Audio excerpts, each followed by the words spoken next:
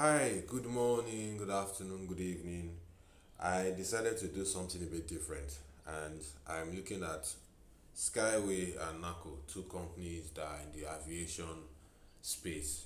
If you pop into Nigerian airports every now and then, or you go there a lot, you very likely would see these companies working.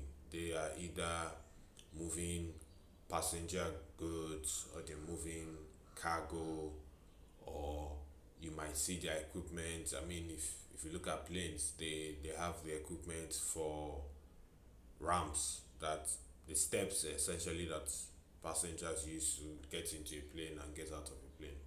In most airports that you see, either a NACO or SACO provides such services. So they will have a bunch of services they do around just aviation.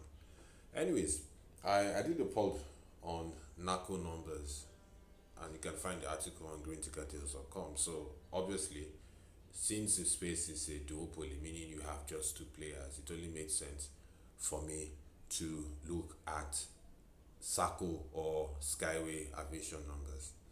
And then obviously, I decided to say, hey, let's look at an estimate of where they're going to end 2025 with. Now, my initial thought was, okay, SACO still has more room to run, but by the time I crunch the numbers, you can see that my target price for NACO is 132, which is a potential upside of 86.4% from where it's currently trading. For Skyway or SACO, I have a target price of 72, and that's about 8.43% higher than where it's trading at the moment. So I wasn't expecting this myself, and that's a nice thing about modeling on Excel and all that. You kind of play around with numbers and you never really know where you end up with. Now, how about dividend? NACO tends to pay a larger dividend. They pay out about 90% of their earnings, so they have a higher payout ratio. But being a model, I just thought the conservative thing to do is to say, look, I assume that both parties or both companies pay 50% of whatever they earn. I think that in that case, Skyway would pay 4 naira 50 kobo as dividend, while NACO would pay 8 naira as dividend. And so that is a potential dividend yield of 11.3% for NACO and 6.7% for Skyway. So if you add up the two potential returns, you have a total potential return of 15.2% for Skyway and 97.7% for NACO. Now, I must admit, even for myself, I must look at the numbers. NACO has run, it's up over 50% this year.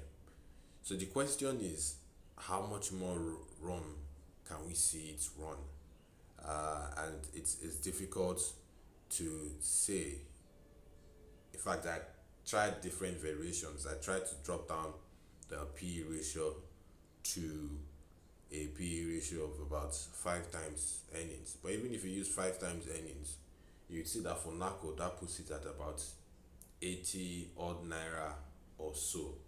And so that means that you have maybe an extra 10 naira uplift and all that, which in percentage terms, that's 10 point something percent.